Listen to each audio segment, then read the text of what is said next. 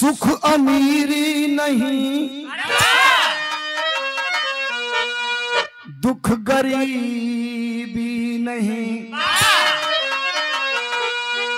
साज कर स्वप्न को जीता इंसान है, उसके दिल से पूछो जिसका अरमान जला, जिसका अपना ही अपना ना संतान है। जिंदगी खिल के पतझड़ हुई इस कदर, मानो जीवन को जैसे नजर लग गई। क्या खता है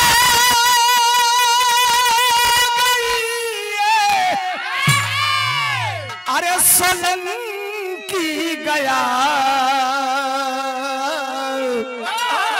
अपनी औलाद ही इस कदर हो गई।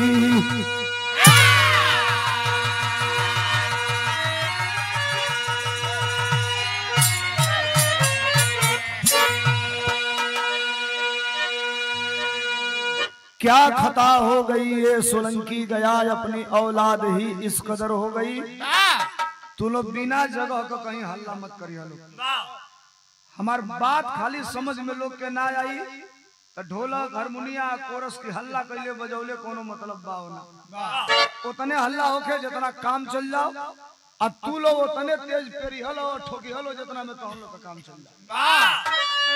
बिरहा में बड़ी खूबसूरत गजल गलाई नहीं है। रुचि अब तो कलाकार कह रहे हैं कि ये मेरा लाया हुआ गीत है। हमारे कंपनी में भी बहुत बड़े चोर पड़े हैं सब। एक हमारे पिछला साल गाना सुपर हिट भइल है, लाखों लोग का इंस्टा पर जरावत तारू दिल हो, भतार भेज के बहारा बनावत तारू रील हो। नेता आदमी कुल गाई ना, लेकिन कबो कबो गा देने सुपर हिट हो गई। अरे दादा जो सुपर हिट भइल तो लेगो बनारस को खड़े हमारे गाने में चुरा के गा देता। एक आदमी कहल कि भाई कुछ कहिए, हम कहीं का कहीं। अगर यही से कर रोजी रोटी चला था तो रोज चोरा चोरा अपन रोजी रोटी चलाओ। हमने के लगे फैक्ट्री बा रोज नया नया निकालत रहल जाए। ये गजल जो मास्टर बजा रहे हैं है अनीस साबरी की, लेकिन बिरहा में 8 साल पहले हमने इस गजल को गा दिया था। मोहब्बत 35 टुकड़े में हुई, उस बिरहा में हमने गाया था। कौन गजल है तुम्हें मास्टर?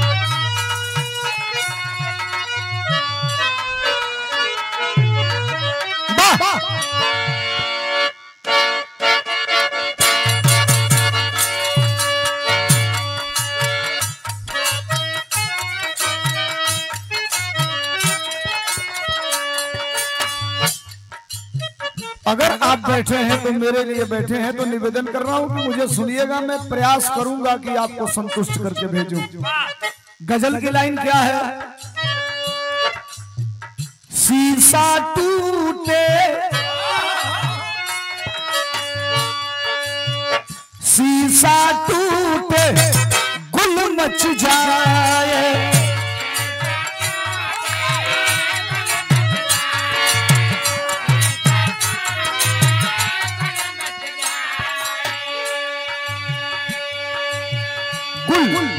गुल का मतलब उर्दू का शब्द है शोरगुल। गुल माने आवाज होती है। तब शीशा टूटे गुल मच जाए, और दिल टूटे,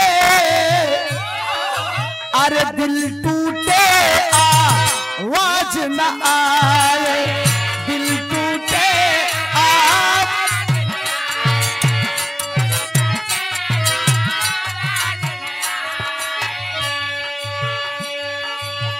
शीशा टूटे गुल मच जाए, दिल टूटे आवाज न आए, और सांप डसे तो, अरे सांप डसे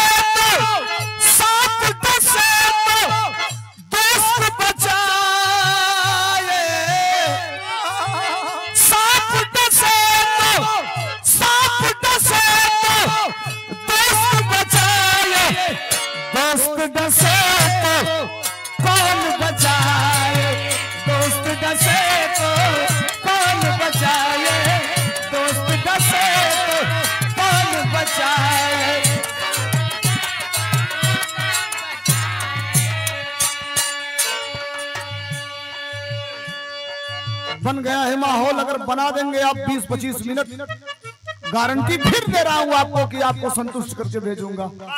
विरह में गया कवि ने लिखा है आज के जमाने के लिए क्या, अरे जिस माँ बाप को,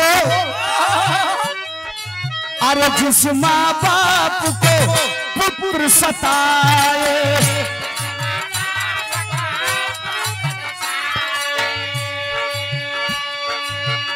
आह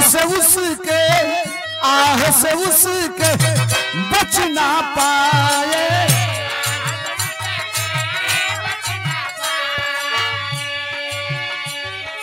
अरे बाप जरूर है माँ ही मनाए। अरे बाप जरूर है माँ ही मनाए। मारूठे तो कौन मनाए, मारूठे तो।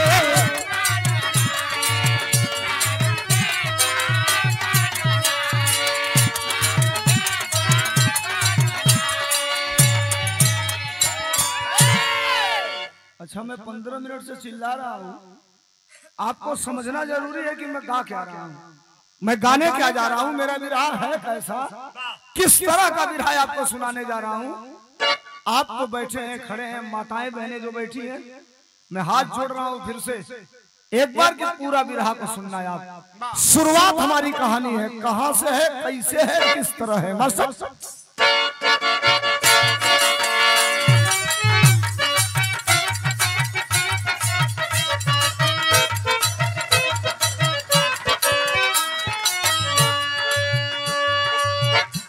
श्री रविंद्र यादव जी लार की धरती से 100 रुपया देकर के सम्मानित किए हैं। रविंद्र भैया के नमस्ते प्रणाम। प्रशासन के लोग हैं, निवेदन कर रहा हूं कि मौका नहीं मिलता होगा कहीं 2 घंटा बैठ के गाना वाना सुनने का, लगातार आप लोगों को ड्यूटी में रहना पड़ता होगा।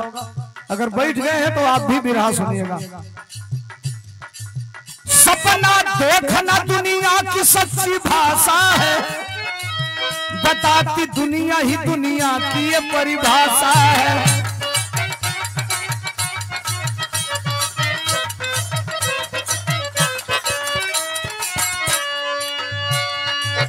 बिहार प्रांत के जमुई की ये कहानी है, वहीं पर रमा शंकर पर गिरी गिरानी है।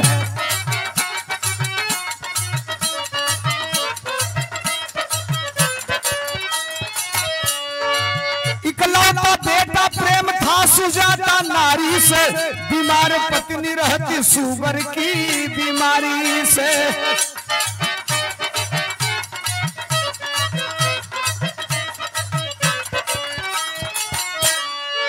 पालन परिवार का करता रिक्शा चला करके, पढ़ाता बेटे को दिन रात वो कमा करके।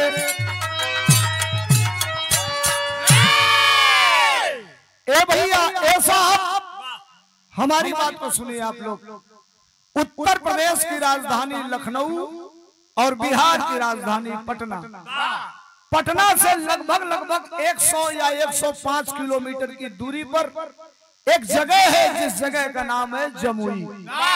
वही जमुई से 13 किलोमीटर की दूर एक गांव है। विरह को आज के डेट में लाके खड़ा करूंगा, यानी 24 अक्टूबर सन 2025 को आज के डेट में खड़ा करूंगा। सुनिए, वही जमुई से 13 किलोमीटर की दूरी पर एक गांव, उस गांव में एक परिवार रहता है। बाप का नाम यानी परिवार के मालिक का नाम है रमाशंकर। रमाशंकर की पत्नी का नाम है सुजाता। और रमाशंकर के पत्नी के बीच में भगवान ने एक बेटा पैदा कर दिया। दोनों पति पत्नी बड़े प्यार से अपने बेटे का नाम रखे, जिसका नाम बताया गया प्रेम। अब तनी रमाशंकर का बैकग्राउंड जान ला। 1 कट्ठा 1 इंची 1 धुर रमाशंकर के लगे खेती बाड़ी नहीं खेती। रिक्शा चला के सांझी गयावा, तब पा भर आलू, पा भर प्याज, आधा किलो आटा, आधा किलो चावल, 5 रुपया का करू का तेल, 2 रुपया का नीमक मसाला लेके आवा। रात का भोजन बने सवेरे बन जाओ तो उहे खा के फिर रिक्शा चलावे चल जा। बेटा बड़ भइल अपने लड़का के अपने गांव से प्राइमरी पास करा दिलन, लेकिन रमा शंकर के दिल में ई बा कि हम अपने बेटा के पढ़ाई लिखाई। गांव के बगल में ही जूनियर हाई स्कूल है, अपने बेटा को जूनियर हाई स्कूल पास करा दिए। रिक्शा चला करके सोचा थोड़ा और मेहनत करूंगा। प्रेम के बाप रमा शंकर ने रिक्शा चला करके मैट्रिक पास करा दिया। मैट्रिक का मतलब हम लोग जहां अपने वहां हाई स्कूल कहते हैं, बिहार में उसको मैट्रिक कहा जाता है। सलाम है रिक्शा चलाने वाले को।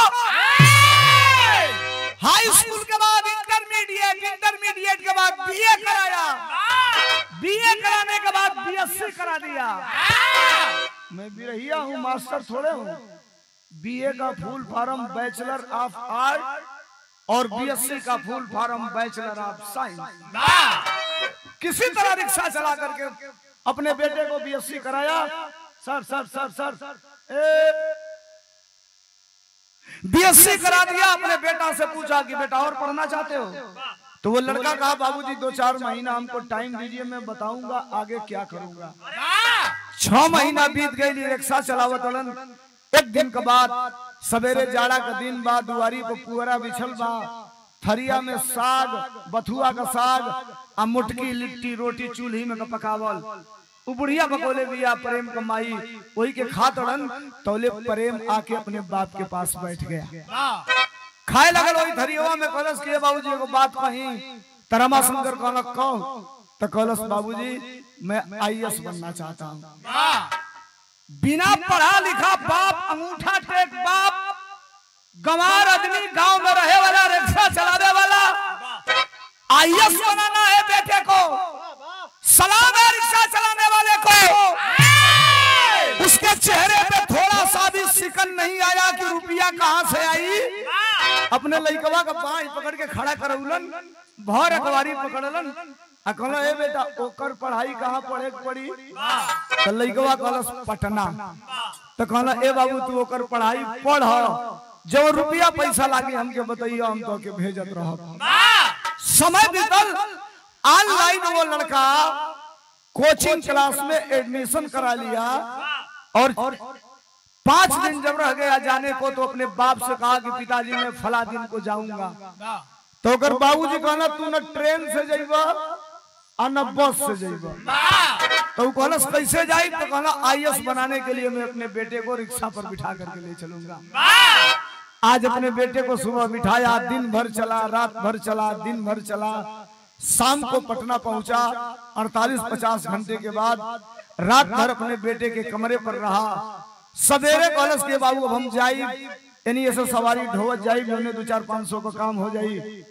और बेटा भी अपने बाप का पैर छू के प्रणाम किया। रिक्शा पर जो ही प्रेम का बाप रमा शंकर बैठना घरे जाए के, तौले रमा शंकर के फोन का घंटी बाज गई। आज जो ही फोन का घंटी बाजल, तौले हमरे बिरहा का पहला तरज लग गई। कौन तरज? हमारा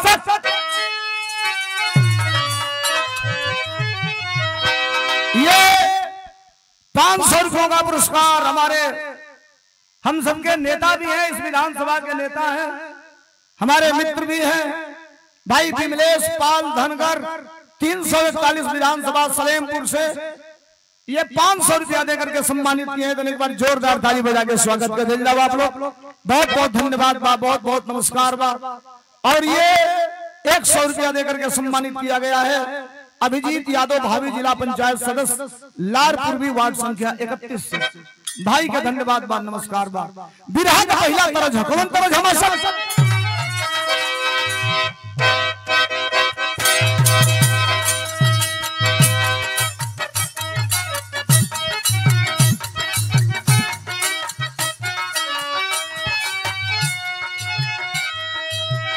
कोनो जरूरी नहीं है कि फुहरे पातर गीत गा के सुपर हिट होखल जाई। कोनो जरूरी नहीं है कि हरनवे वाला गवाई तो सुपर हिट होई। बिहार का 2 बहन हेमा पांडे और करीना पांडे सोशल मीडिया पर बढ़िया गाना गा के, निम्मन गाना गा के सुपर हिट हो गई। ये माई बहन का तरज है। शादी ब्याह के अवसर पर जब बारात दुआरे पे आवेला तो हमारा घर का आपके घर का माई चाची काकी ये तरस के गावेली कैसे गई है मास्टर। मिलावो तनी गणना मिलावो तनी गणना ए पारे बाबा मिलावो तनी गणना ए पारे बाबा मिलावो तनी।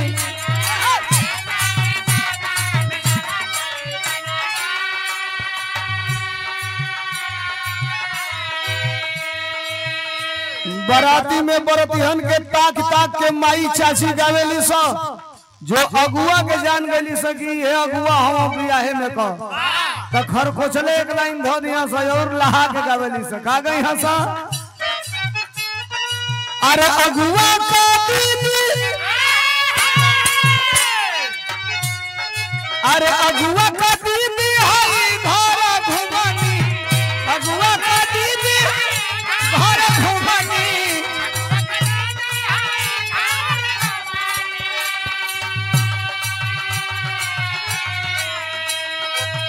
अगुआ का दीदी हई घर घुमानी हई घर घुमानी हई घर घुमानी हई घर घुमानी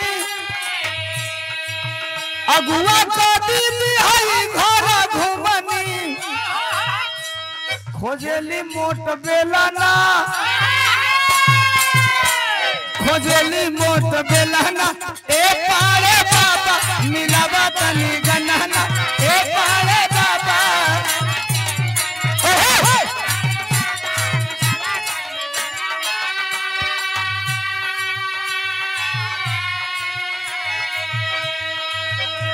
बिरहा हमार कहाँ बात दिमाग में रख ले रही है लोग बस आधा मिनट विमलेश भाई आ गए हैं। याद रखिएगा रोशनी का कुछ न कुछ इम्कान होना चाहिए बंद कमरे में भी रोशनदान होना चाहिए। हिंदू मुस्लिम आपके माथे पर जो कुछ भी हो आपके सीने में सिर्फ और सिर्फ हिंदुस्तान होना चाहिए। तालियां होनी चाहिए इस बात पर आप सब। बहुत धन्यवाद बहुत नमस्कार। मनीष यादव चमकी से 100 रुपया का पुरस्कार।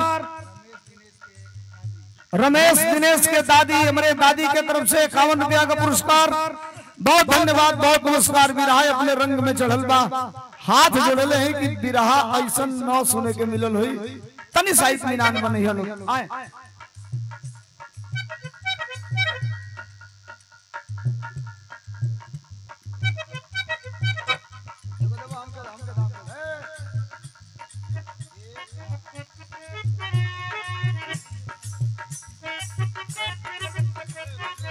सज्जन आदमी है सौम्य आदमी है मिलनसार व्यक्तित्व के धनी है कभी किसी से कोई शिकायत नहीं रहती। लगातार क्षेत्र में चल रहे हैं चलते हैं।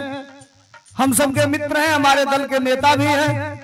भाई विमलेश पाल धनगर जी की तरफ से मुझे साल देकर के माला देकर के सम्मानित किया गया और 500 रुपया दिया गया था। एक बार जोरदार तालियां बजा के स्वागत कर देंगे। ये आनंद यादव भैया की तरफ से ये ढेर सारा रुपयों का पुरस्कार देकर के सम्मानित किया गया। चरणों में बहुत बहुत नमस्कार। और ये रुचि यादव को भी साल देकर के माला देकर के और उतना ही रुपया उनको देकर के सम्मानित करने जा रहे हैं। भाई विमलेश पाल धनगर और सम्मानित होकर चलो यार कहीं हमारी बात पर नजर रखो लो।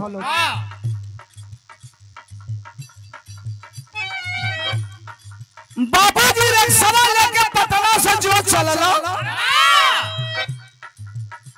विमलेश भाई साल उड़ा करके सम्मानित कर रहे हैं। रुचि का तालियां बजा के स्वागत कर दें सम्मान कर दें आप सब।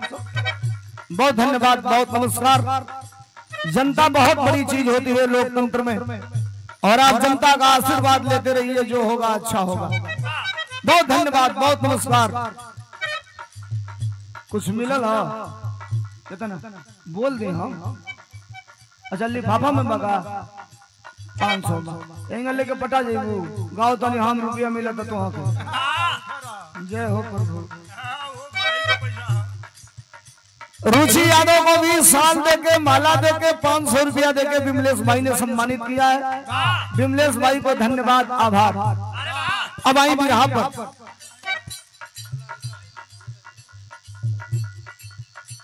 ये हमारे कैलाश भैया दूसरे तीसरे बार का पुरस्कार मारा मारी को लिया हमारा खातिर केहू से गाना रोज हमारे सुनेलन कैलाश भैया हमारे गार्जियन है। बहुत धन्यवाद बा एया गजे के मन करियो के हरैया जी तो लोग सुने भाई। संभावना है सिर्फ जिला पंचायत अध्यक्ष की बैकवर्ड होगी। मेरी पत्नी भी लड़ रही है वार्ड संख्या 29 से। वोटर नहीं खलो हितई नतई होई तो कोई की वोट दिवा दिया लो। बहुत बहुत धन्यवाद, बहुत बहुत नमस्कार आप सबके नमस्ते प्रणाम। अब आई बात पर रमाशंकर रिक्शा लेके अपने बेटा के पटना छोड़ के जाए वाला हवा तो फोन को घंटी बाजल। फोनवा कहाँ रहल? पहले वो बुढ़वा कुर्ता पहिरा सा पेटवा जोगरा वही में से फोन निकलना। फोन कौन है? नोकिया का 1100 सेट। रुचि बड़ा थेथर सेट रहे सारे। कहीं गिर जाओ तो खोलरिया अलगे, बैटरी अलगे, सिम अलगे, बिटोर के फिर सिम लगा के बैटरी लगा के दबाओ जाओ, भक दे चालू हो जाओ, बात भइल चालू हो जाओ। इतनी घड़ी तो जितना महंगा मोबाइल बा अगर 1.5 लाख का बा अगर गिर गई तो के आन करावत को 25,000 रुपया लगे। खाली आन करावे में आन होई ना हो। जितने महंगा बा उतने महंगा इलाज बा।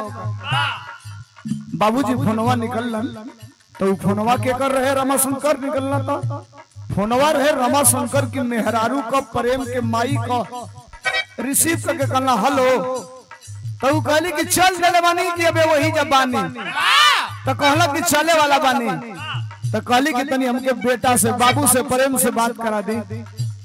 प्रेम के लगवा लेके गई ना कहले प्रेम तोर माई फोन के लिए भी तनी बात कर। काने ले लगौलस लइका कलस गोल लगी माई माई कलस खुश रह।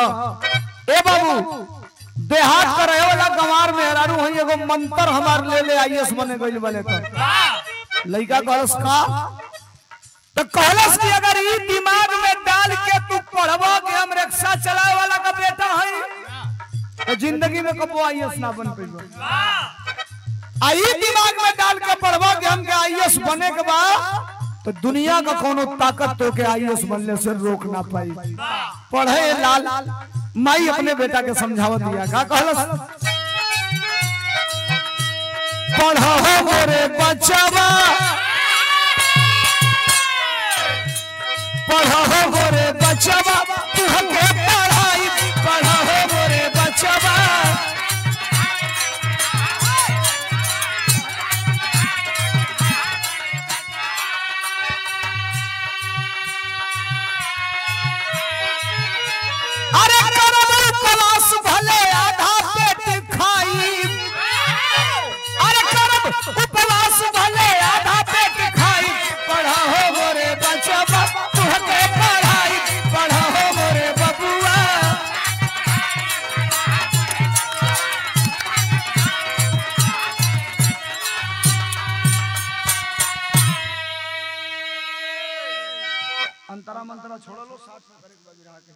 माई अपने बेटा के गलस बेटा तू जितना पढ़ना चाहता है पढ़। 1 रुपया आमदनी तो नहीं खे लेकिन अपन दे बेच दे तो के पढ़ाई। बाबूजी फोनवा लेना चल देना ई आ गई ना कहाँ अपने घरे जमुई। लड़का पढ़े लागल पढ़ते पढ़ते कोचिंग में इंस्टीट्यूट में 8 महीना व्यतीत हुआ। और केवल बिरहा ही थोड़ा लोग कहे कि पहले बिरहा खाली वही गाँव लकाने में उंगली डाल के ना साहब बिरहा टेक्निकल हो गया। और बिरहा केवल गांव की भाषा नहीं रह गई। बिरहा गांव से निकल दिल्ली बंबई कलकत्ता कोयलरी झारखंड होते हुए सीधे बिरहा बैंकॉक मॉरिशस थाईलैंड सूरीनाम और दुबई तक चला गया।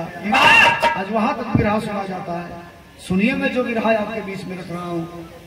घरे इधर समय बीतल 8 महीना बीतल प्रेम आईएएस बनने वाली पहली परीक्षा में बैठा था। अब सुनिए अगर धर्मेंद्र सोलंकी से सुन रहे हैं तो इतने लोग बैठे हैं कोई बताएगा आईएएस बनने की जो सबसे पहली परीक्षा होती है उसको क्या कहते हैं? यही जानना तो जरूरी है साहब, यही जानना जरूरी है। आईएएस बनने की जो सबसे पहली परीक्षा होती है उसे कहते हैं प्री को अंग्रेजी में कहते हैं प्रीलिम्स और उसको हिंदी में कहते हैं प्रारंभिक परीक्षा। अगर आप उसको पास कर लिए तो ये तय हो जाएगा कि आप आईएएस बनने वाले परीक्षा में आगे बैठने के लायक हैं कि बैठने के लायक नहीं है। प्रेम प्री परीक्षा में बैठा, 20 दिन के बाद रिजल्ट आया और प्रेम प्री पास कर गया। 11 बजे 10:30 बजे रिजल्ट आई। फोन मिलौला आधा घंटा बाद, अपने बाप के फोन को घंटी गई, बाबूजी फोन उठौला, कौने कंडीशन में रहना, 2 गो सवारी बैठौले रहना, रिक्शा चलावत रहना, 1 बेर घंटी बाजल, 2 बेर घंटी बाजल, एवरी कमीजिया की है वाला निकाल के फोनवा देखो, प्रेम का फोन हो, अतोले एक हाथे रिक्शा संभरले वाला चलावत वाला रिसीव करके कहना, हाँ बेटा बोल। तो कहलस के बाबूजी हम आईएएस बनने वाला पहला परीक्षा पास कर गई, मोबाइल हाथे से छूट गई, हचाक के ब्रेक मरला, जोन दोनों सवारियां बैठल ले उनको डगर के आगे लागे। इतना तेज ब्रेक मरला, उठ के लगना से झारे खाना तो सारे रिक्शा वाला तूल देलस टंगरी हमारे। अभी कहले भैया गरियाल अलग हमके बड़ा खुशी मिलल बा। प्रेम प्री पास कर गया। समय व्यतीत हुआ साहब। विरह केवल धुन तरस का नहीं होता, संघर्ष हमेशा रुचि अभाव में होता है। संघर्ष हमेशा अभाव में होता है। भरा रहेगा तो संघर्ष नहीं होगा, अभाव में होता है। अब समय बीतल धीरे धीरे धीरे धीरे धीरे धीरे, जब समय बीतल तो अगली परीक्षा में बैठने वाला है कौन? प्रेम। विरह का दूसरी तरफ लग गई। कौन तरफ? हमारे सब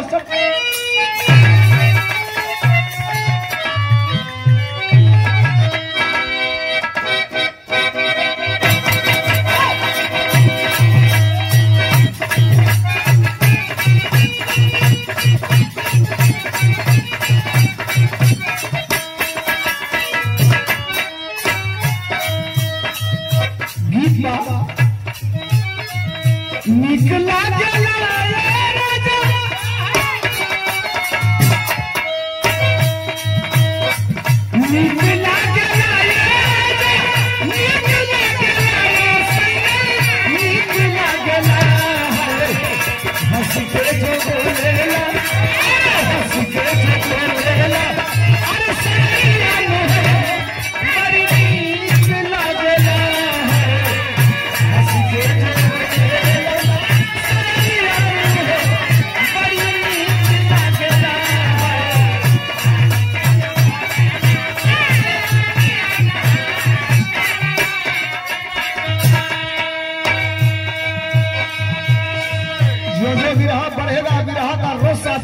समझने में आनंद होगा। समय बीतलता अंजाम का निकला। पास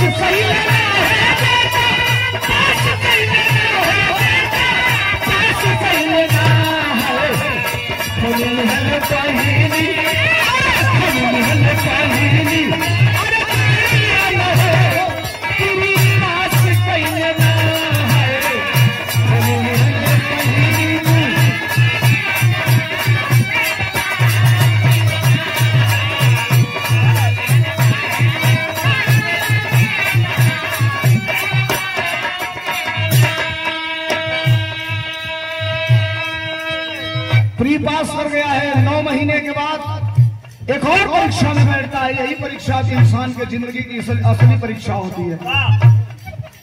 भारत में 2 तरह की परीक्षा होती है। आईएएस बनने वाली जो सबसे बड़ी परीक्षा होती है उसे मेंस कहा जाता है। मेंस सुनिए। और भारत में 2 तरह की परीक्षा होती है। एक का नाम है यूपीएससी और एक का नाम है यूपीपीसीएस। यूपीएससी पास करेंगे तो भारत के किसी भी प्रदेश में नौकरी कर लेंगे और यूपीपीसीएस पास करेंगे तो केवल उत्तर प्रदेश में नौकरी करेंगे। बीपीएससी का पेपर हुआ था बिहार में। अब मैं कहूंगा तो कुछ लोग कहेंगे कि ये क्या बतिया रहा है, गड़बड़ सड़बड़ बतिया रहा है। हम गड़बड़ सड़बड़ नहीं बतिया रहे। मैं तो बधाई देना चाहता हूं तेजस्वी यादव को। 17 महीने का मौका मिला था। उत्तर प्रदेश की बात नहीं कर रहा हूं। और 17 महीने में 3 लाख लोगों को सरकारी मास्टर बनाया तेजस्वी यादव ने। एक आदमी को कि बिहार में जाता रहो मत कहिए ना तो कट जाएगी। सही बात है। 17 महीने में 3 लाख लोगों को सरकारी मास्टर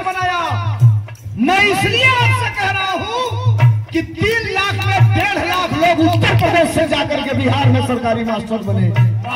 सही कह रहा हूं तो तालियां बजा के स्वागत तो कर दीजिए।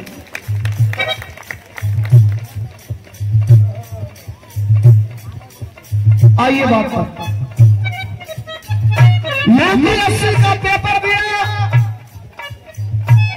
7 महीना व्यतीत हुआ, आज रिजल्ट आने वाला है। यहाँ के सीरियस दौर में आप हैं, और रिजल्ट आने वाला था। रिजल्ट को बजे आई 8 बजे, तो 20 में लड़का यूपीएससी का पेपर दे ले रहा था एक कैंपस का। अब 20 लड़का बैठ के इंतजार करे लगा था कि 8 बजे रिजल्टवा आई तो रिजल्टवा सुनल जाई। 5 बजे खाना वाना बना के अब खानवा रख दिया सब कि 8 बजे रिजल्ट सुन के खाना खाई जाई। खाना का बनौले रहा सब, माई बहन बैठल वाले तनी बोली हेलो, एक गो बर्तन में एक बेर दाल भात चोखा बन जाई।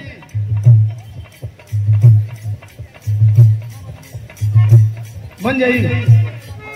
ये जानता के बनावेला सबसे ढेर, जो इलाहाबाद पढ़ता होगा, जो दिल्ली पढ़ता होगा, जो बाहर पढ़ता होगा लड़का, वो बनाता है सब। जानता लोग कोने का बनावे सॉस, कुकर में दाल धो दिया सॉस, और वही में छोटका लोटा में एक मुट्ठी चावल, वही में पानी भर के कपड़ा से बांध के लोटवा बीच में धो दिया सॉस। और 4 गो आलू धो के दलिया पनिया में डाल के ढक्कन बंद कर सॉस। 2 सीटी लागल, दलियो पाक गई, भदो हो गई, आलूयो पाक गई। हॉस्टल में पढ़ने वाले लड़कों का, दिल्ली इलाहाबाद पढ़ने वाले लड़कों का फेवरेट डिश है दाल भात चोखा। बाप धान गेहूं बेच के पैसा भेजता है, लड़के पढ़ते हैं तो 1-1 रुपए की कीमत उनको पता चलती है।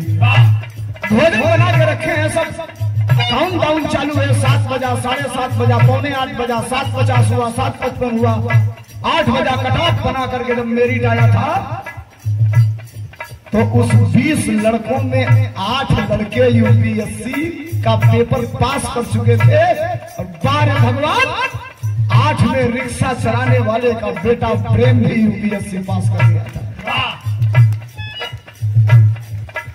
जितने पास भाई लगा सब परिवार को पकड़ के उठा लिया सब। रात भर कोरोना बीतल, सवेर भाई अपने बाबू के फोन कैलन, बाबूजी बड़ा खुश वालन की हमारी मेहनत रंग ला दी। आईएएस बनने की जो अंतिम परीक्षा होती है उसको कहते हैं इंटरव्यू। उसमें लिखित परीक्षा नहीं होती है, 10 लोग बैठते हैं, सवाल करते हैं, आप जवाब दे देंगे, ज्यादा सवालों का तो आप पास कर जाएंगे। उसमें भी बैठा और अंजाम जान गया मास्टर।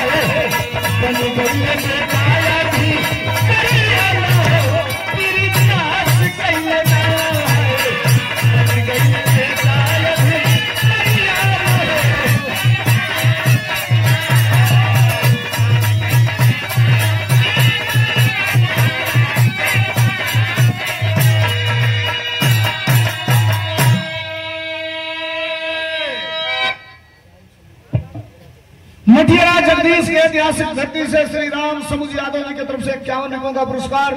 नमस्कार प्रणाम बाबी रहा, हमारे अंतिम दौर में है लेकिन सीरियस हो रहा है, सुनिए। प्री पास किया, मेंस पास ही कर चुका था, इंटरव्यू भी पास कर लिया, और प्रेम पूर्णतः रूप से यूं समझिए तो आईएएस बन चुका था। समय व्यतीत हुआ 2, 3, 4 महीना, 5 महीने के बाद प्रेम को सिलेक्शन करना था और प्रेम को ट्रेनिंग में जाना था। तो प्रेम को 1 महीने के बाद ट्रेनिंग में जाने का बुलावा आ गया, लेटर आ गया। प्रेम अपने घरे आई, 10 दिन अपने घरे रहल, अब 20 दिन रहल। जो 7 गो लड़का ओकरे संगवा पास कैले रहल सब, 2-2 कुल की घरे का एक दिन घरे आई। कल जाए ट्रेनिंग में, आज माई से गरज की माई हम जाई बात ट्रेनिंग में आ एक बेर 6 महीना के बाद आई तो माई कहला हमार बाबू तू 2 साल के बाद आई है जौले नौकरिया पक्का ना हो जाई तौले मत यही है न तो गौवा में 2-4 को दोगलवा नौकरिया काटा हुआ लगाना सब के बतावे वो माई से गिरे माई इतना पक्का नौकरी मिलल बा कि टांगा के कटले से ना कटी। प्रेम चला गया ट्रेनिंग में, हर महीने 10,000 20,000 25,000 रुपया भेजता था। बाबूजी रिक्शा चलावल बंद कर दिया ना, लड़का आईएएस हो गई तब रिक्शा थोड़े चलेगा, रिक्शा धरा गई घारी में। अब 10,000 भेजे, ट्रेनिंग पीरियड में भी तनख्वाह मिलता है, इस बात को आप जान लीजिए, आधा मिलता है। अगर 10,000 भेजे तो 5,000 में दुए परानी दाल चावल निकल जाओ, 5,000 बच जाओ। 20,000 भेजे तो 10,000 12,000 बच जाओ। ट्रेनिंग पूरा किया और जो ही ट्रेनिंग पूरा किया साहब, कुछ समय व्यतीत हुआ, हरियाणा में विधानसभा का चुनाव हुआ और विधानसभा के चुनाव के बाद हरियाणा में भारतीय जनता पार्टी की सरकार बन गई। मेरी बात समझिए। और जो सरकार बनी उसके तत्काल बाद भारत में प्रदेश स्तरीय आईएएस अधिकारियों का तबादला हुआ। ये आप 100 में 2 केवल पाएंगे कि पहली बार ट्रेनिंग के बाद किसी को चार्ज मिल जाता है, पहली बार किसी को मिलता है। ऐसे लोग 2-4% होते हैं।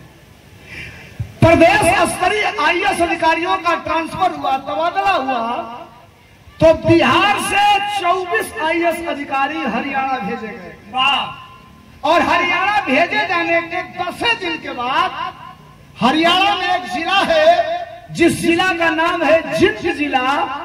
उस जिंद जिले का रिक्शा चलाने वाले के बेटे प्रेम शंकर को जिंद जिले का कलेक्टर बना दिया गया। अब जरा समझिए, यहाँ पढ़े लिखे बुद्धिजीवी लोग सामने बैठे हैं, मेरी बात को जरा समझिएगा। प्रेम जिंद जिले का कलेक्टर बन गया।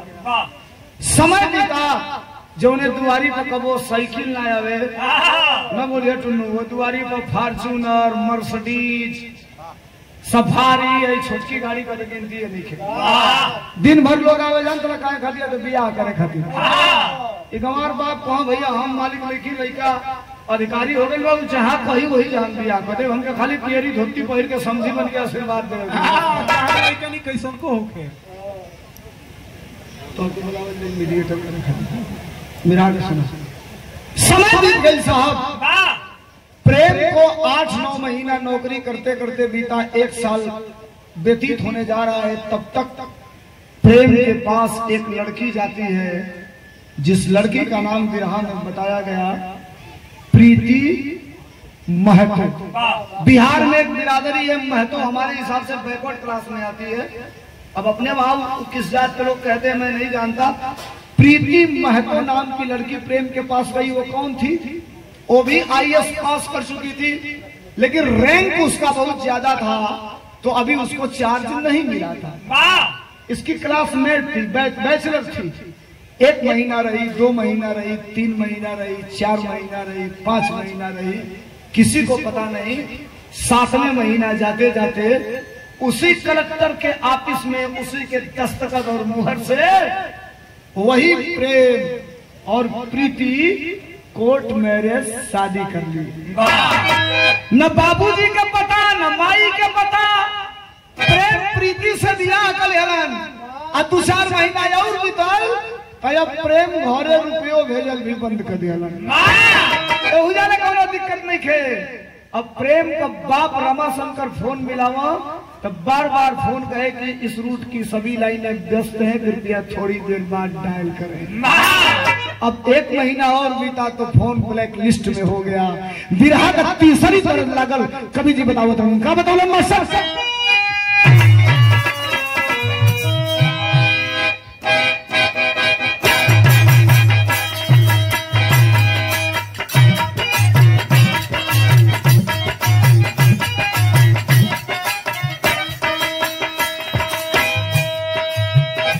तरज रुचि के बगल के जिला का तरज है। बिरहा के 2-3 कलाकार हैदर अली साहब जाट के मुसलमान थे, लेकिन रामायण महाभारत का उनके इतना बड़ा जानकार बिरहा में कोई था नहीं। हैदर अली साहब, लाल जी लहरी, राम कैलाश गुप्ता, तीनों लोगों का बड़ा अच्छा समावेश रहता था जब गाना होता था तो। हैदर अली साहब गाँव इलाहाबादी तरह सुनिया लोग। अरे का जाने दे, अरे का जाने दे शहर वाली का जरा, का जाने दे शहर वाली।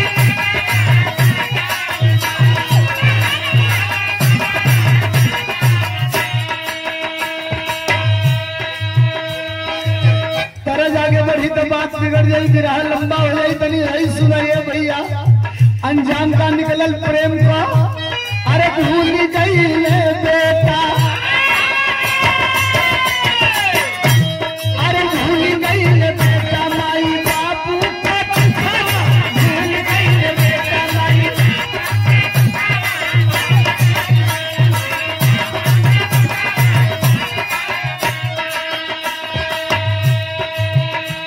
अरे समझे हरिया के सबसे बड़ा सुखाना, समझे हरिया के सबसे बड़ा सुखाना।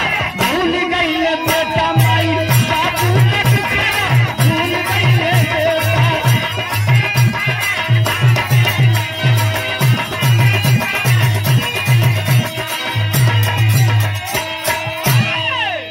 आइए बात पर। अब प्रेम पूर्णता रूप से अपने घर यानी माँ बाप के पास फोन करना बंद कर दिया। यहाँ तक कि रुपया पैसा देना भी बंद कर दिया। जो पैसा रुपया 20,000 15,000 भेजले रहना, वही में 2-4-10,000 जो बचल रहे, वो 2-4 महीने में वो खत्म हो गई। बुढ़िया का गहना भी खो बिका गई। घर का कंडीशन ही बा कि ना 1 किलो आटा बा, ना 1 किलो चाउर बा, ना 1 छटाक आलू बा। कैसो कैसो एक टाइम तो उपास बीते लगल। लाजन फिर रिक्शा नहीं खा उठावत, लोक लाज के डर से कि लोग कहीं बेटा आईएस हो गई रिक्शा चलावत रन। एक तरफ कुआं, एक तरफ खाई। एक दिन के बाद बिरहा में कवि जी ने टेरी लिख दिया। कैसे मास्टर?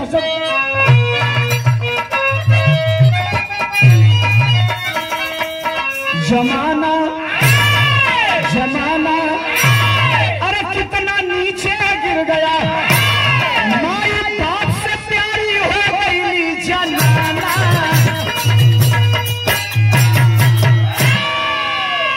माई बाप से प्यारी हो गई जनाना। जमाना कितना नीचे गिर गया। एक दिन राती को 11 बजे बुढ़िया का तबीयत खराब हो गई। शुगर का मरीज रहवे कई पहले से, बुखार खूब तेज हो गई, बीपी हो गई 120। इतना दूर से देहिया आग फेंक दिया।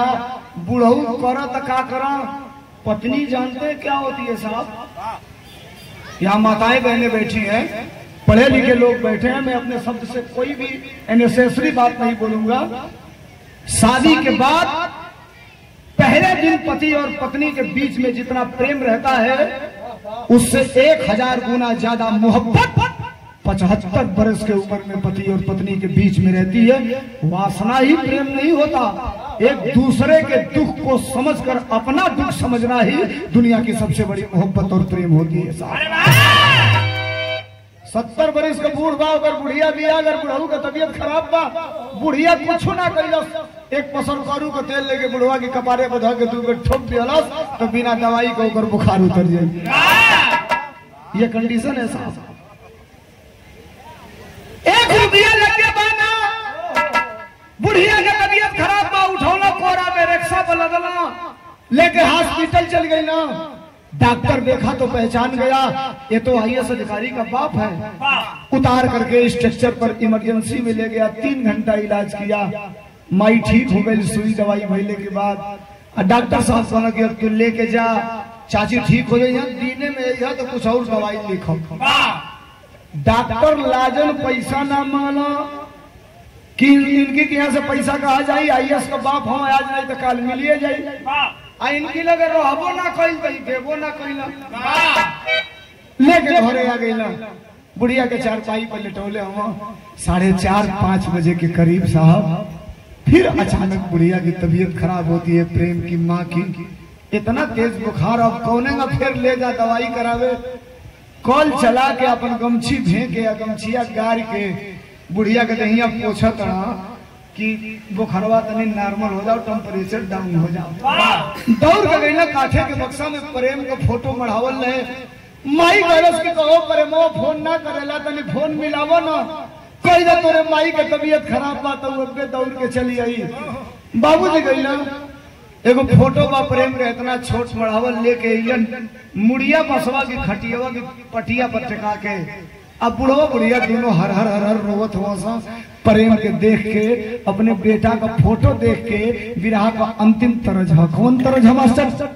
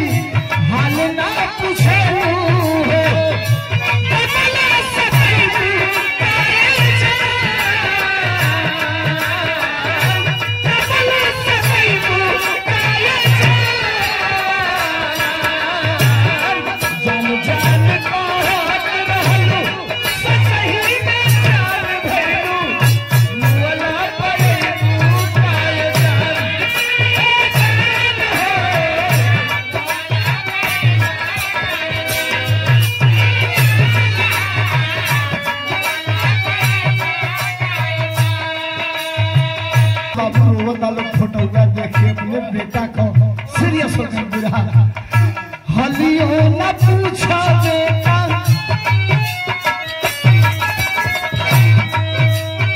अरे खबर न पूछा बेटा, हलियो न लेना हो।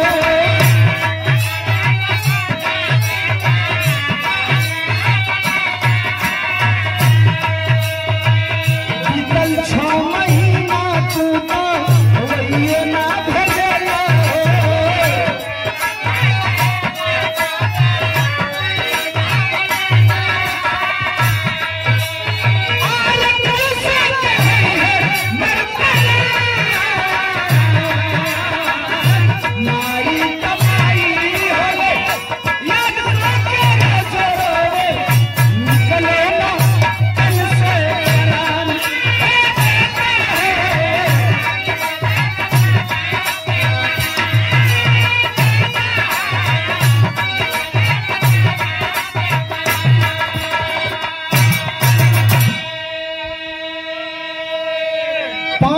विरहा बचा है और विरहा का मेन हीर, विरहा का मेन खजाना बचा है।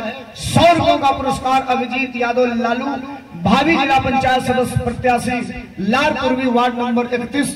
भाई साहब hello, oh my God please do not to speed, न बोले।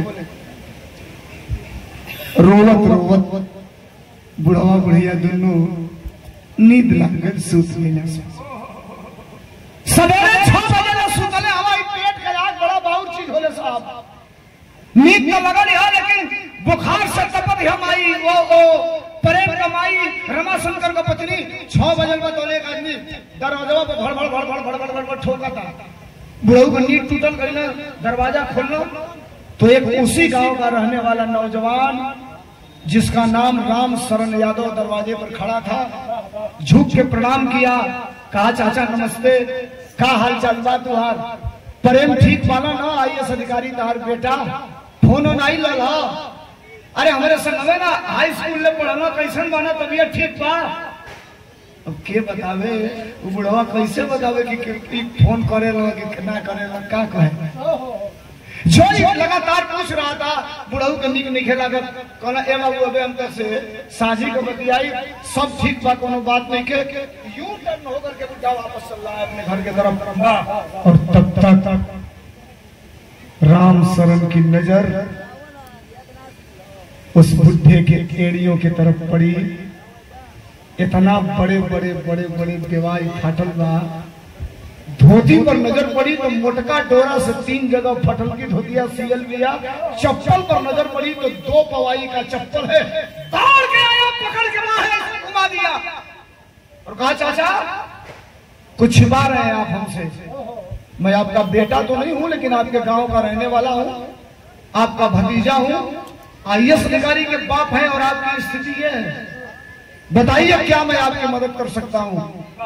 दुख तबियत केहू बतावेला जब केहू पूछे वाला होके। जो ही कॉलेज ने बताइए क्या बात है कारण क्या है। बुढ़ऊ पकड़ के हथवा धा के कन्हवा पे लगल भोकार छोड़ के रोवे। 2-4 मिनट बाद चुप करौलस। पूरा कहानी बुढ़ऊ बतौला कैसे रिक्शा चला के कितना मेहनत करके अपने बेटा के पढ़ौली कलेक्टर बनौली। आज बेटा 1 साल हो गया, रुपया पैसा तो दूर फोन पर बात तक नहीं करता है। राम शरण कहा कि चाचा वर्तमान स्थिति तो मैं ठीक कर रहा हूं, अभी आपके खाने पीने की दवा इलाज की व्यवस्था कर रहा हूं, लेकिन एक चीज सुनिए कल मेरा एक टिकट है हरियाणा जाने का, ट्रेन का रिजर्वेशन है और मैं चाहता हूं कि आप और चाची मेरे साथ हरियाणा चले। तो बुढ़ऊ बोला हम क्या करे हरियाणा जाए, हमारे मेहरारू का करे जाए।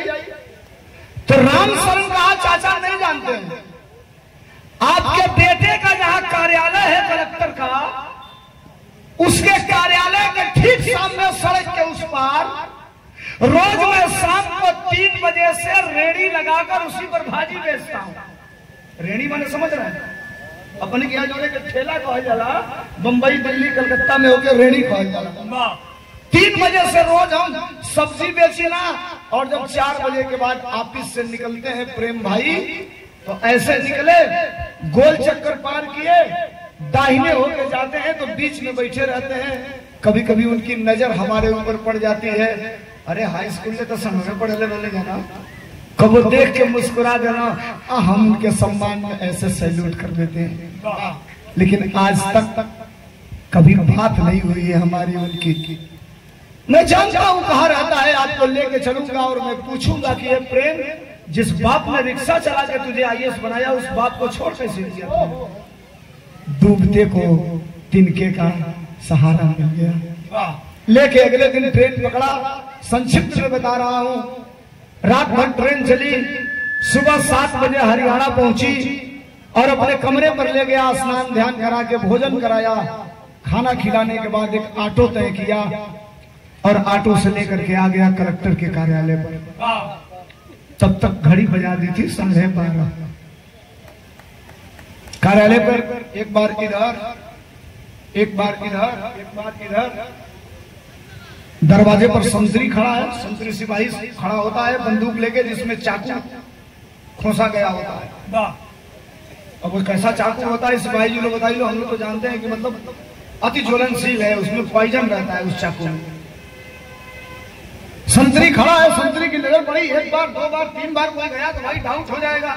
संतरी बुलाया, कहा इधर आओ। 3 बार क्यों इधर उधर हो रहे हो, किसको ढूंढ रहे हो? तो राम शरण कहा साहब आपके साहब से मिलना है, बड़ा इमरजेंसी है, इसीलिए हम लोग आए हैं। तो संतरी घड़ी देखा, कहा भैया 12:30 बज गया, 10 बजे से 1 घंटा 11 बजे तक साहब जनरली मुलाकात करते हैं। अब 12:30 बज गया, नहीं मिलेंगे, 3 बजे आना, 1 घंटा फिर मिलते हैं तो 3 बजे समय मिलवा दूंगा। राम शरण कहा साहब बड़ा इमरजेंसी बा, बड़ी मजबूरी बा, बड़ा जरूरी बा, तो नहीं मिलवा देता तो बड़ा कृपा हो जाएगी। संतरी कहा भाई मैं नौकर आदमी हूँ, सरकारी कर्मचारी हूँ, मुझे कहा गया है कि 11 बजे के बाद नहीं मिलवाना है तो मैं नहीं मिलवा सकता। 2 मिनट के बाद फिर राम शरण लेने को भैया मिलवा देता हूँ, बड़ा देर से बड़ा दूर से आज मिलेगा। अब पारा हाई हो गया, संतरी का डांट के आवाज दिया, कहा खबरदार, दिमाग खराब है तुम्हारा, अभी बुला करके सिपाही सड़क के इस पार से उस पार भगाऊंगा तुमको। मैं 3 बार कह दिया कि नहीं मिलेंगे, 3 बजे आना, क्यों जबरदस्ती कर रहे हो? सड़किया की ओ पर वो बुढ़ऊ खड़ा होकर ताकत वाला अजब ही देखना कि दोनों में झगड़ा टाइप का होता तो डगरल चलिए लिया कहना ए बाबू का बाप हो काहे बाबू यही गरम होता ना तो ये कह रहे हैं कि 3 बजे मुलाकात होगी, अब नहीं होगी। तो कहना बैठल बाना, कहो बैठल बाना।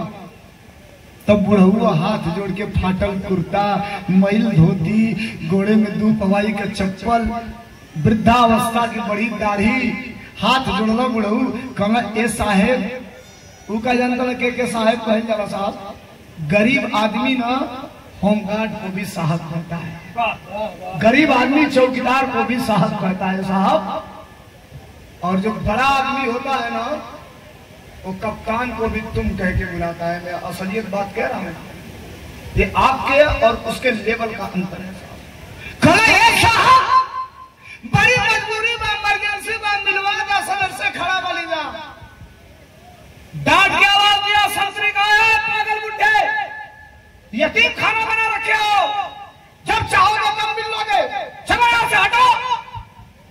जब पागल बुड्ढे का रास्ता ले बुढ़वा खोटी औलाद धोती काला तोरी पहनती ऐसा की तैसान संतरी दिमाग खराब बा, जाके बोल परमा से कि तोर बाप आइल बा तो से मिले, जाके बोल बोल। अभी संतरी गड़बड़ा गई तो सारे पागल कहां से आ गए सब बिहाने 3 को दिन भर का चक्रा खराब। अब राम शरण समझा कि अब तो गड़बड़ हो जाएगी बात, कहा साहब बुरा मत मानिए, मैं आपका हाथ जोड़ रहा हूं, असल में आपके साहब के यही बाप हैं और जो वहां खड़ी है वो मां है। अब संतरिया और बिगड़ गई कलश ये तुमको पागल रहते कहीं ना सा, अब ते सारे स्क्रू ढीला गए बिना मतलब को। अगर ये लोग माई बाप हो तो कहे ना सीधे फोन पर बतिया लेता रहो, बोला लिया हमके का बीच में डाल के पैर तलो सब कहा साहब बात कुछ ऐसी है ना कि ये सीधे फोन नहीं कर सकते, उसको लगा कि कुछ तो हकीकत है इसमें। कहा देखो मैं इतनी मदद कर सकता हूँ, कागज पे नाम लिख के अंदर भिजवा दे रहा हूँ, साहब बुलाएंगे तो आपको ले चलूंगा, नहीं बुलाएंगे तो 3 बजे मुलाकात होगी। सादा पेपर पे नाम लिखा, रमाशंकर सुजाता, अंदर ले गया। और संतरी की हिम्मत कहाँ है कि सीधे जाके कलेक्टर को कागज दे देगा। हर एसडीएम और डीएम के बगल में एक आदमी बैठा रहता है, टाइप करता है, जिसको कहा जाता है स्टोनो बाबू। ले जाकर के संतरी स्टोनो बाबू को पर्ची दिया, कहा साहब ये साहब को दे दीजिएगा। स्टोनो पर्ची उठाया, ही कुछ लिख रहे थे वहां रख दिया। अब चश्मा उठा के कलेक्टर साहब देख रहे हैं, रमाशंकर सुजाता, ये तो मेरे माँ बाप का नाम है। खड़ा हो गया कलेक्टर कुर्सी से, कहा यह पर्ची कौन लाया? स्टोनो बाबू कहा संतरी लाया, कहा बुलाओ संतरी को। अब 2 को सिपाही दौड़ के लगा, चल चल साहब बुला रहे, चल। अगर हालत खराब गई नौकरी आ जाएगा, सारे लाइन हाजिर होके पड़ी, जान के हम खतरा मान लेंगे। आया अधिकारी है, ऐसे पैर पटका हो, कहा यस सर। कहा जो पर्ची तुमने लाया वो लोग कहाँ है? तो कहा सड़क के उस पार खड़े हैं। कहा नॉर्मल हो जाओ, मैं तुम्हें पनिश नहीं दे रहा हूँ, मेरी सरकारी गाड़ी निकलवाओ, ड्राइवर को बोल दो उन दोनों लोगों को गाड़ी में बैठाओ, मेरे कोठी पर ले चलो, जो रिसेप्शन वाली जगह है वहीं बैठा देना, और इनसे बता देना कि मैं 20 मिनट के बाद इनसे मिलने आ रहा हूँ, लेकिन तीसरे किसी आदमी को मत बैठाना उसमें। अब 5 मिनट के अंदर गाड़ी निकली कलेक्टर आवास से, ड्राइवर आया और ये संतरी कहा चाचा आप लोग बैठ जाइए, अभी साहब आपसे कोठी पर मिलेंगे। बुढ़िया बैठ गई, बुढ़ऊ बैठ गए। अब बुढ़ऊ राम शरण से कहते तू आओ भैया, हम अकेले कहाँ जाए बैठ के। और संतरी कह रहे नहीं, 2 आदमी के बाद तीसरा नहीं जाएगा। अब कहते ना तो अकेले हम कहाँ जाए। राम शरण कहना तीर निशाना पर लागल बा, हमार छोड़ा तुम। चला जौन होई जौन देखल लाई हम बाद में समझ ली। गाड़ी में बैठ करके आ गए कलेक्टर के कोठी पर, रिसेप्शन वाली जगह पर बैठ गए। सुनिए बिरहा के अंतिम दौर में है। 20 मिनट बाद हो सायरन बजाते हुए गाड़ी अंदर प्रवेश की दूसरे गेट से, और 5 मिनट बाद प्रेम यानी कलेक्टर एक खूबसूरत महिला का हाथ पकड़े हुए गम गम गम गम गम गम गम गम महक रहा है, सेंट इटालियन खुशबू है साहब, लेकर के आ रहा है। माई देखलस उतना दूर से, उठल है कुर्सी से, दौड़ल है, हाथ फैला के दौड़ल।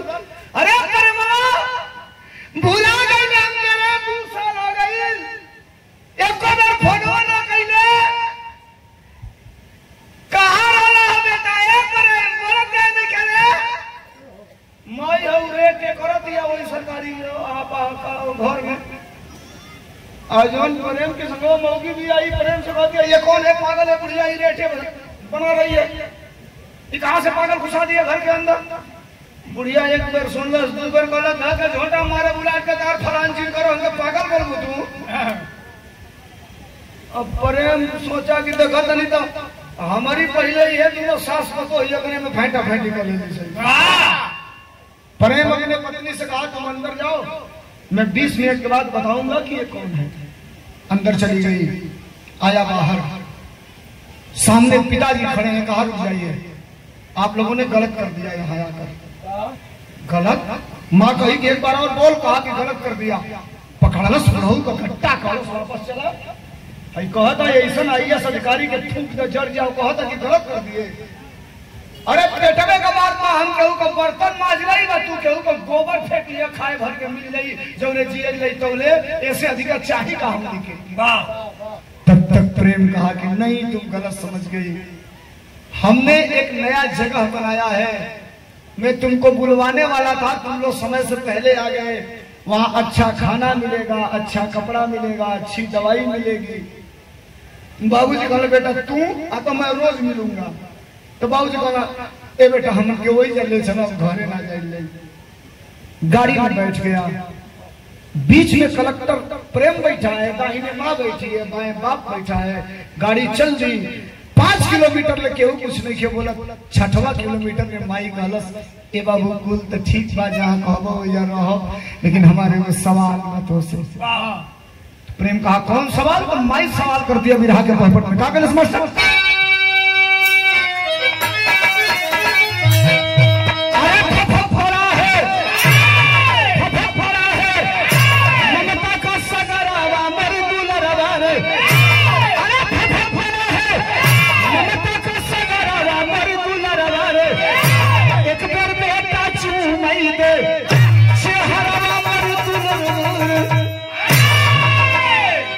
बेटा कलश क्या सवाल है तुम्हारा? माँ कलश सुना बेटा सवाल हमारा।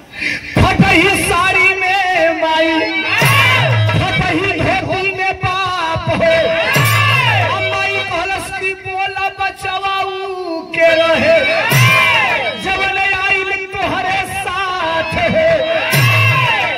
ए बेटा जोन तोर बहिया पकड़ के मौली आई लियो, जोन हमके पागल बोललस है, वो के रहल है? ए बाबू कहा वो मेरी पत्नी है, अर्धांगिनी है। धैलस कपार बुढ़िया कलश करे प्रेमवा बियाहो कल हले कारे कलश अच्छा चल बियाह कल हले तो माइयो बदल देला बेटा। कलश मतलब कलश की पतो ही दुआरे पे आवे ले तो सास का फर्ज होला कि मांग बहोर के अपने पतो के घर के अंदर ले जाले, हमार रस्म के अदा करे। बुढ़ऊ कहलत पागल हुए कारे, ये पढ़ल लिखल लड़का हम सन नया जमाना में आंग मांग बहोरा तटे। अरे को लेना से ठीक बा ए बाबू तो ठीक बा। वाह इतने कहत में गाड़ी आके रुक गई एक 5 मंजिला मकान के सामने। उतर गया लेके अपने माँ बाप को, बड़ा गेट है, अंदर प्रवेश किया। काउंटर पर एक मैनेजर बैठा था, रजिस्टर निकाल के दस्तखत किया, अंदर प्रवेश कर गया माँ बाप को लेकर। लेकिन उस 5 मंजिला बिल्डिंग के ऊपर काले कलर का 3 फुट चौड़ा एक बोर्ड लिखा था, और उस बोर्ड पर लिखा था वृद्धा आश्रम।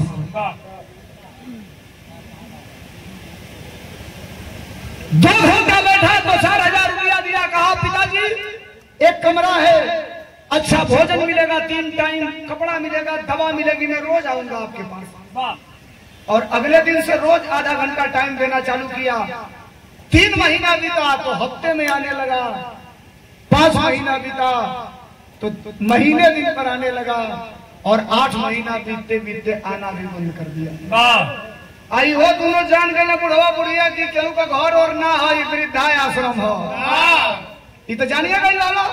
लेकिन अब इन लोगों ने मान लिया कि हमको यही रहना है, यही जीना है, यही मरना है, कोनो कमी नहीं के भोजन भाव मिला था, कपड़ा लत्ता मिला था, काम करे के नहीं के। एक दिन के बाद सुनिए, 2 साल के बाद एक दिन के बाद बुढ़ऊ खाना खा के आके बुढ़वन में बैठल रहा, एगो बूढ़ दैनिक भास्कर अखबार लेके पढ़त रहे। तो इनका रोज का काम आ रहे कि आगे बैठा के पेपर ऊपर पढ़े तो समाचार की जाना। वो बुढ़वा खूब तेज तेज पढ़ रहा था। उस दिन पेपर की हेडिंग थी, हरियाणा प्रदेश के जिंद जिले के आईएएस अधिकारी प्रेम शंकर की दोनों किडनी खराब, एयर एम्बुलेंस से इमरजेंसी में सुपर स्पेशलिटी हॉस्पिटल में एडमिट कराया गया, आईएएस अधिकारी वेंटिलेटर पर। प्रेम शंकर दोनों किडनी खराब। वो बुढ़वा दूसर का पढ़लस की सुनला, कहला ए भैया तने एक बार और पढ़वा, एक बार और पढ़ा, एक बार और का कैसा समाचार बा। तो वो बुढ़वा कहला छोड़ा पड़ दे, ओसा तो ओसा का लेवे दे। एगो आईएएस अधिकारी बन जा, ओकर दोनों किडनी खराब हो गई बा, होई घुसखोर सारे रिसियाई सबे मत, तनी मनी चलाऊ हो सकेला, चाय पिए भर के। बड़का घुसखोर तोरी गांव में केहू अधिकारी रहल होई, चाहे कोनो विभाग में रहल होई, रिसियाई हो मत कोई जानकारी आवे लो हम पहले। ढेर घुसखोर तोरी गांव में केहू कर्मचारी अधिकारी रहल होई, ओकरे घरे जाके देख लिया, 2 गो लइका होई ओसा, एगो सारे पियक्कड़ होई, एगो पोलियो मार देले होई, गटेड़ होई।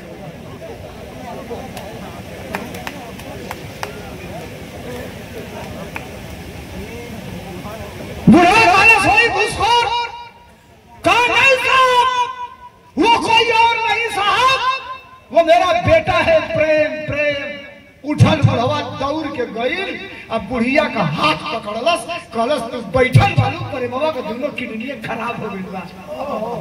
भागा रही सा काउंटर पर, मैनेजर से कहा साहब तारे अखबारवा में जो ने हॉस्पिटलवा में अधिकारी भर्ती बना कर बता बताइएगा कहा सुपर स्पेशलिटी, कहा साहब कोनो गाड़ी बुलवा दो। मैनेजर ओला बुक किया, गाड़ी आ गई, बैठ गए और आधे घंटे 45 मिनट में ओला ले जाके हॉस्पिटल पे रोक दिया। इमरजेंसी के गेट पर दोनों बुढ़वा बुढ़िया हाथ पकड़े दौड़े जाता सा, बिरहा अंतिम दौर में सुनिएगा। और गेट पर पुलिस लगी है, पुलिस ने रोक दिया साहब, पुलिस ने रोक दिया, कहा खबरदार आपको अंदर नहीं जाना है। बुढ़ऊ कहने साहब जो अधिकारी भर्ती वाला ना वो केहू और हमार बेटा हो प्रेम। पुलिस वालों ने कहा बिना परमिशन नहीं जाने देंगे। तब तक एक डॉक्टर निकला उसमें से, आई बुढ़वा जान गए कि अगर ये मदद ना करी तो केहू हमसे मिलवा ना पाए। जो ही डॉक्टर साहब निकलना, दोनों बुढ़वा बुढ़िया गोड़वा पकड़ के मुड़िया पटक देला सा, कहला सा साहब हमके हमारे बेटा के दिखा दे खाली बस। कहला आप लोग चुप होइए, पहले बताइए तो आप कौन है। बुढ़ऊ कहला हम बाप हई, उनका माई है के कर तो प्रेम शंकर जे एडमिट बा आईएएस अधिकारी। अब तक रिश्तेदार कोई नहीं गया था मिलने, परिवार का कोई नहीं गया था मिलने, केवल ऑफिशियल लोग गए थे। पहली बार माँ बाप गए हैं तो डॉक्टर मास्क मंगाया, लगवा के अंदर ले गया, शीशा के इस पार से 2 मिनट दिखाया, ऑक्सीजन लगा था वेंटिलेटर पे, जीवन रक्षक संयंत्र पे सांसें चल रही थी, और 2 मिनट दिखा के बाहर निकाल दिया। कहा अब जाइए। माई बाबू दोनों पकड़े, डॉक्टर के कहना था साहब हमारे बाबू के भइल का बा के ठीक करा। डॉक्टर साहब कहना रे माई तोरे बाबू का दोनों किडनी खराब बा, ऐसे ठीक ना होइया, किडनी प्रत्यारोपण करना पड़ेगा। मतलब तो किसी दूसरे की किडनी निकाल के और उनके अंदर लगानी पड़ेगी। बाहर माई ये माँ होती है साहब जो आपके नंगे बदन को 1 लाख बार देखी है और आप अपने माँ के नंगे बदन को 1 लाख बार कई 100 बार देखेंगे। माँ होती है साहब, सुनिए, ऐसे सड़िया हटौलस लोग लाश त्याज के पकड़ के बेलौदिया फरलस करस है साहब, है हमारे करनेवा फाड़ के दोनों किडनियां निकाल के लगा दे हमारे बेटा में।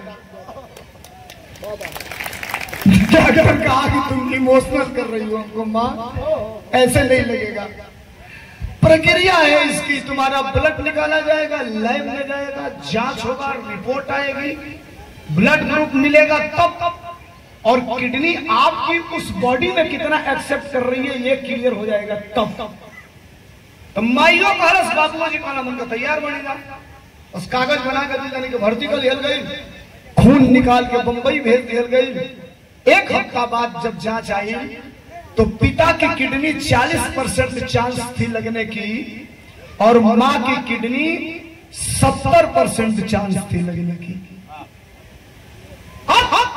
दस्तखत करा करके 2 मिनट और सुनिए, अभी अंतिम दौर में है। दस्तखत करा के अगले दिन ऑपरेशन होना चालू हो गया एम्स हॉस्पिटल दिल्ली के। एम्स हॉस्पिटल दिल्ली के 11 डॉक्टर और पूरे सुपर स्पेशलिटी हॉस्पिटल की पूरी यूनिट मिलके 23 घंटा ऑपरेशन चला। मां की 1 किडनी निकाल के बेटे को यानी कलेक्टर साहब को लगा दी गई और 29 दिन के बाद टाकाओं का कट गया है। आज 1 महीना पूरा होने जा रहा है। तो आज मां को और कलेक्टर साहब को दोनों लोगों को डिस्चार्ज किया जा रहा है हॉस्पिटल से घर जाने के लिए। डॉक्टर जब बड़ा ऑपरेशन करता है, सफल होता है, तो वह उसको सेलिब्रेट करता है। पूरा यूनिट आकर के ताली बजा के डीएम साहब के सामने तालियां बजा रहे हैं, कह रहे हैं कि डीएम साहब आपको नई जिंदगी मुबारक हो। आप जानना चाहते हैं आपको नई जिंदगी किसने दिया?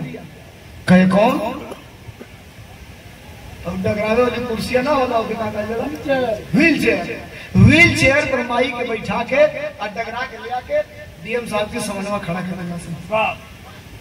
बड़े डॉक्टर ने कहा डीएम साहब पहचानते हैं, एक बार इसने आपको जन्म देकर एक जिंदगी दिया था और आज अपनी किडनी देकर दूसरी जिंदगी आपको दिया।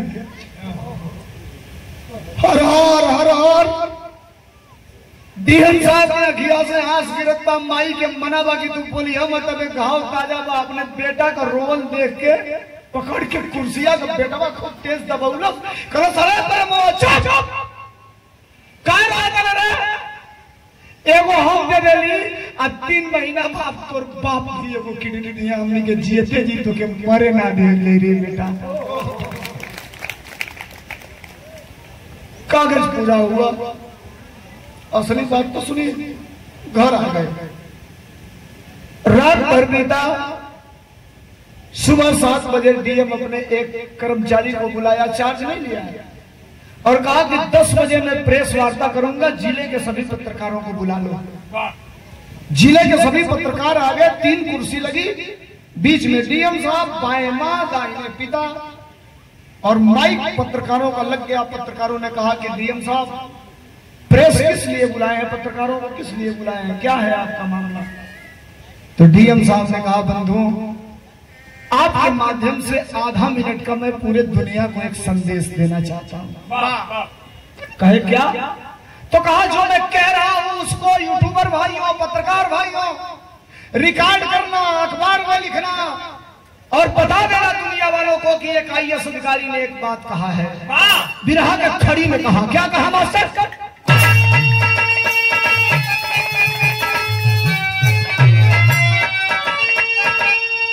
सुनिया लोग 4 लाइन हो और 4 लाइन चारों प्रमाण हो। वो आईएएस अधिकारी पत्रकारों से कहा कि इसी बात को पूरे दुनिया में आप लोग बताना कि आईएएस अधिकारी प्रेम शंकर ने एक बात कहा है। क्या?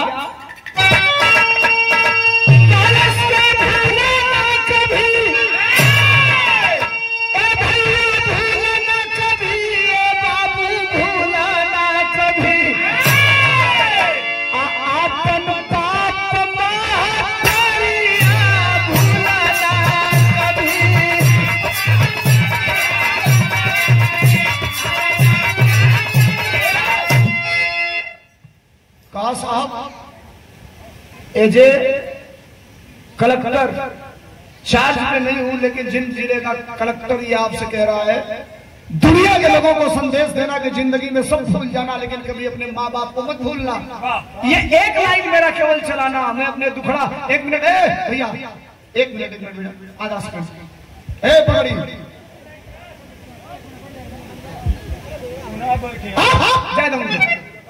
कहा कि दुनिया में सब कुछ भूल जाना, लेकिन माँ बाप को मत भूलना। पत्रकारों ने कहा और कुछ कहा नहीं, मेरी बात खत्म हो गई। जो पत्रकार उठ के जाने लगे तो बोले बुढ़ऊ खड़ा हो गया ना बाबूजी, अब तो डीएम साहब का हालत खराब। कहो बाबूजी तू काहे खड़ा हो गई? कल है पत्रकार भाई तनी रुकबो लोग, कहलो कि जिंदगी में कबो माई बाप के मत भूले लोग, तो हमके आज इनके एगो बात बतावल बड़ा जरूरी बा। आये प्रेम आज ले वो राज का बात रोलो जो तो से छिपौले रही है बेटा, हाथ जोड़ रहा है कि बाबूजी पोल मत खोलिए ना तो और बेइज्जती हो जाएगी। कहना नहीं, ये बताना जरूरी है तुमको। तुम जानो कि एक बात राज के हम लोगों ने छिपाया था। अब पत्रकार समझे कि मसाला मिलेगा कुछ हमको, पत्रकार माइक लगा दिए कि बुढ़वा अपने कलेक्टर बेटा प्रेम से कह रहा है, क्या कहलस की माई तुहार अभी तक बतिया एक शिकमनी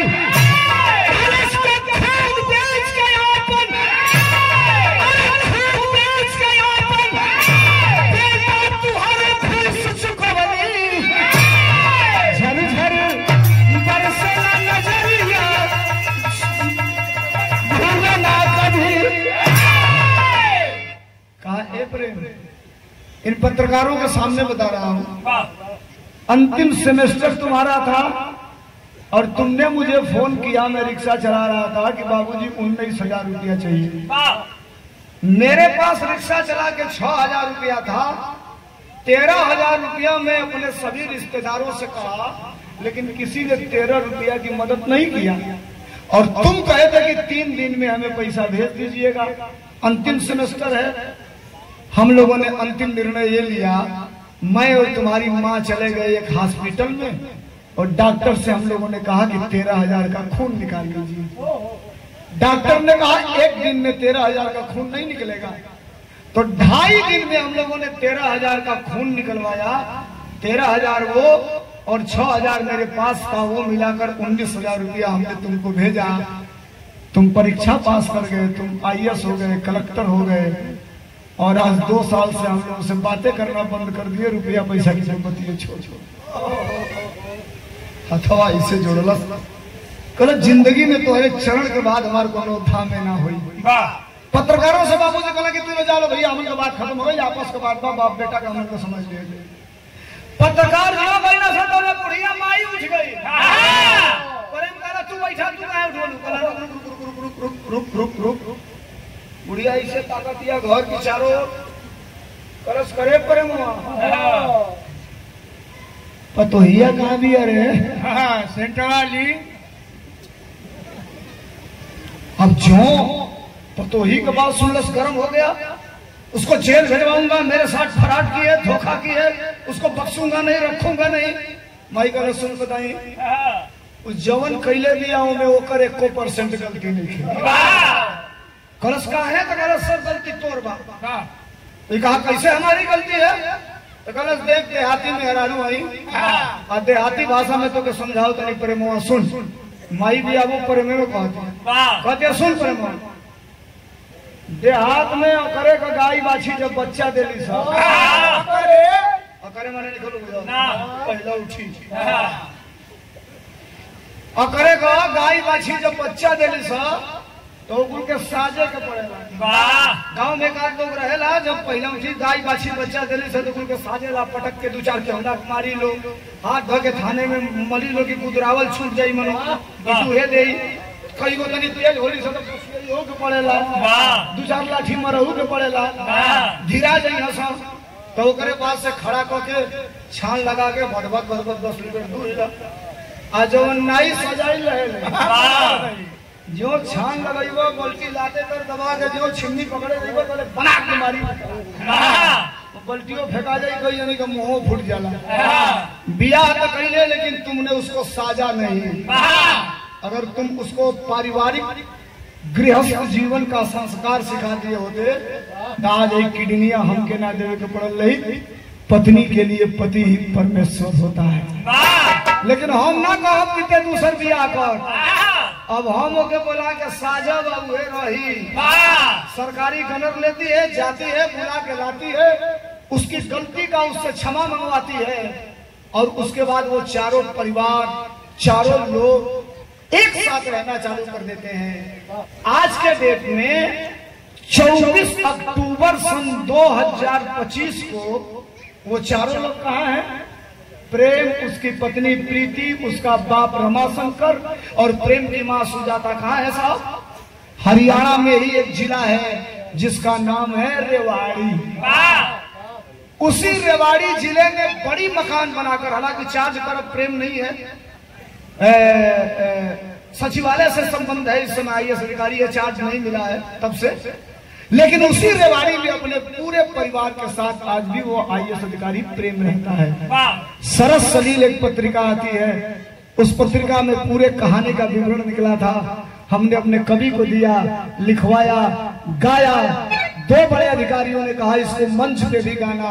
आज मैं आपके बीच में गाया हूँ। यहाँ के बाद अगर आपको सुनना हो तो YouTube खोलिएगा, केवल बोलिएगा अधिकारी बेटा बदनसीब बाप, गायक धर्मेंद्र सोलंकी, YouTube पर ये विरहा आपको मिलेगा। सम्मान दीजिएगा, सुनिएगा। एक निवेदन कर रहा हूँ, मैं बहुत आपसे बड़ा नहीं हूँ, अंतिम बात कह के निवेदन कर रहा हूँ कि अगर आपने बेटा पैदा किया है तो बेटे को भगवान से ज्यादा प्यार करिए, लेकिन बेटा अगर 100 रुपया मांगे तो कभी 100 रुपया मत दीजिए। 100 मांगे तो 80 दीजिए, 70 दीजिए, बाद में 30 जरूर दे दीजिए। ये एहसास कराइए कि ये 50 रुपया तुम्हारे बाप ने अगर तुमको दिया है तो तुम्हारे बाप के हाड़ और पसीने की कमाई है। अगर उसे ये एहसास करा ले गए तो जीवन भर आपका अदब करेगा। 100 मांगा 150 दे दिए, एक बारे में खड़ा होकर बाथरूम को चालू कर देंगे, उसके बाद में तोहरे रोकले रोकाई है ना तोहरे संभरने संभर आई। बिरहा का अंतिम लाइन है, बात हमार खत्म है। किसे मास्टर गामा यादव पहलवान भूतपूर्व सैनिक, दुगारी मिस्र से 100 रुपया। दिनेश यादव लोकगीत गायक 51 रुपया। भैया के नमस्ते बना। अंतिम लाइन के बाद गुरु बिहारी गुरु गणेश हरि की माया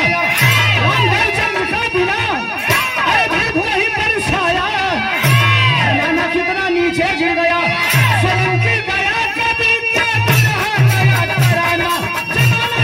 नीचे गिर गया।